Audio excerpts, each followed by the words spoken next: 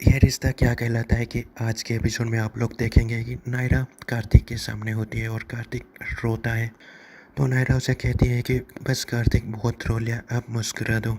मैं अपनी आंखों में तुम्हारा मुस्कुराता हुआ चेहरा बसा कर जाना चाहती हूँ, ताकि फिर दूसरे जन्म में मिले ना तो वही चेहरा हो। उसके बाद कार्तिक मुस्कुराने की कोशिश करता है और जब वो पीछे मुड़ती है तो कार्तिक को ये नज़र आता है कि गाय से कितना स्काई लैंटर्न जा रहा है ऊपर। उसके बाद अगले दिन सुबह कार्तिक फिर से गंगा हाउस चला आता है और अब की बार कार्तिक मुस्कुराते हुए आता है अंदर। तभी घर में सारे लोग कार्तिक के बारे में ही बात कर रहे होंगे और अखिलेश कह रहा होगा मनीष को कि कार्तिक का कोई भी अता पता नहीं है अभी तक, और दादी भी रो रहे होंगे। और तभी कार्तिक वहाँ पर जाकर खड़ा हो जाता है सबके सामने और उसे देखकर सारे लोग शॉक्ड हो जाते हैं, ये सोचकर कि ये इतना स्टेबल अभी तक कैसे है।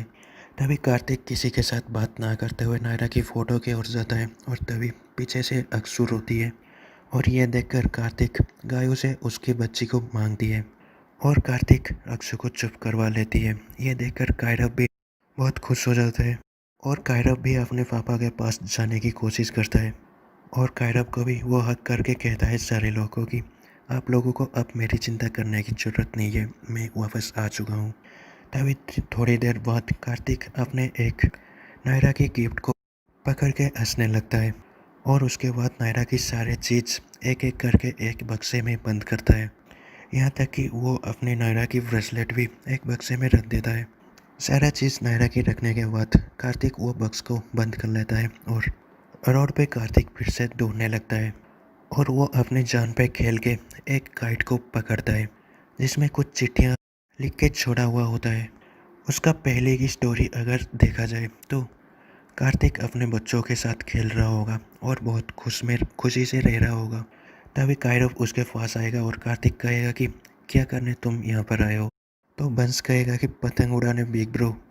तभी वो कार्तिक कायरव से और बंस से सारे लोग से बहुत अच्छी तरीके से बात करता है।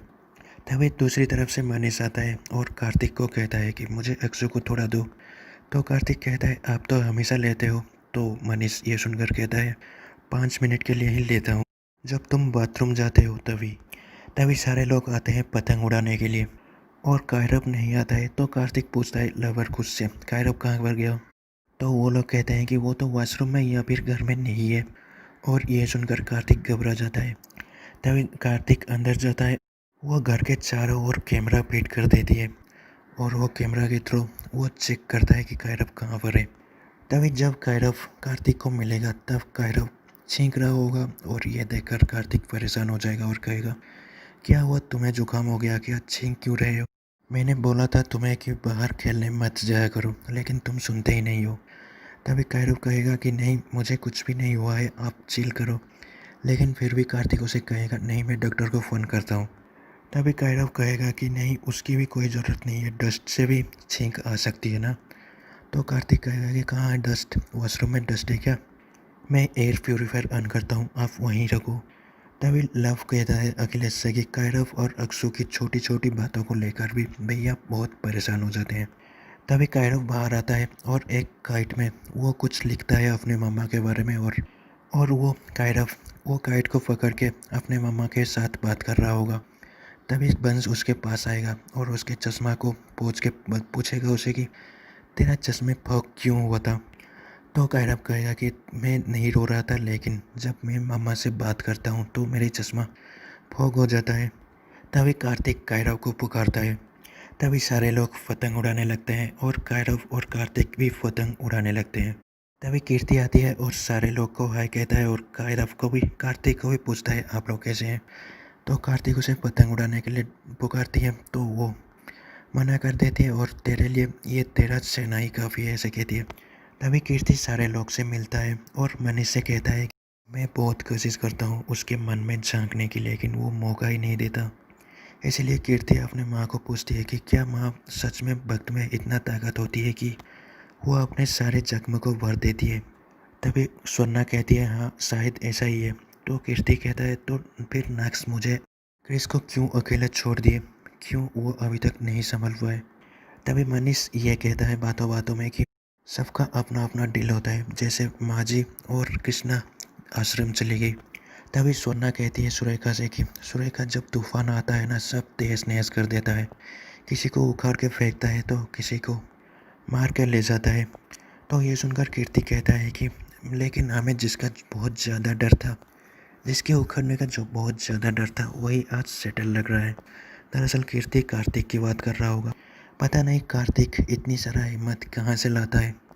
तभी कायरव आगे पतंग उड़ाता है और पीछे से कार्तिक अपने बच्चों को हिम्मत देता है।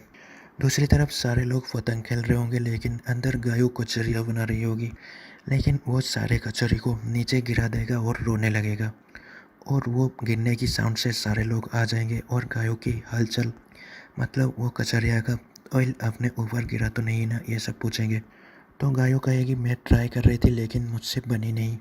और वो अखिलेश को कहता है कि मैं कचौरियाँ बनाने की ट्राई कर रही थी लेकिन सब जल गई और ख़राब हो गई। ये कहकर वो रोने लगती है। तभी गायों कहती है नायरा होती तो बना लेती, लेकिन मैं ये नहीं बना पाई। और नायरा को वो सॉरी कहती है और कहता है कि अगर तुम यहाँ होती तो मैं तुम्हें माफ़ी मांग लेती। तभी अखिलेश कहता है कि सारे लोग टूटे हैं, बिखरे हैं नायरा की जाने की वजह से, लेकिन गायू तो। और ये सुनकर सोना कहती है कि अगर आपकी बात बिना सुने ही कोई आपसे दूर हो जाए तो वो उस इंसान के लिए बहुत बुरा होता है, और गायों के साथ भी वही हुआ है। तभी कायरव एक पतंग को काटने की कोशिश कर रहा होगा, लेकिन कायरव की ही पतंग कट जाएगा।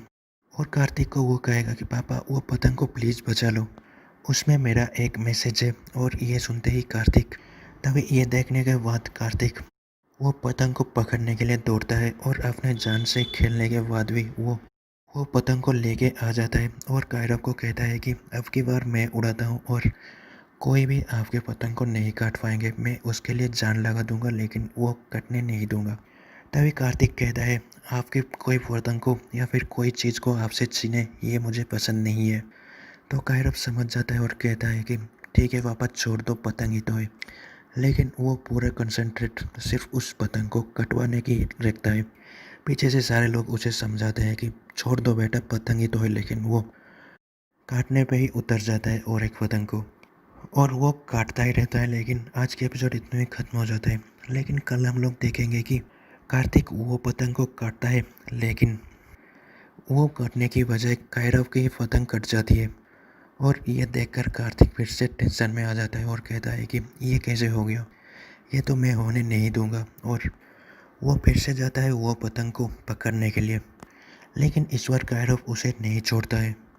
लेकिन कार्तिक को वो पतंग लाना ही था, और कायरव को वो बहला फुसला के वहाँ से चला गया। लेकिन कायरव ये सोच के परेशान हो रहा होगा कि पापा किसी के बात क्यों नहीं सोचते हैं और सुनते हैं। और आज के एपिसोड के लिए तो बस इतना ही। अगर ये वीडियो अच्छी लगी हो तो लाइक करना मत भूलिएगा, और चैनल पे नए हो तो सब्सक्राइब भी कर देना।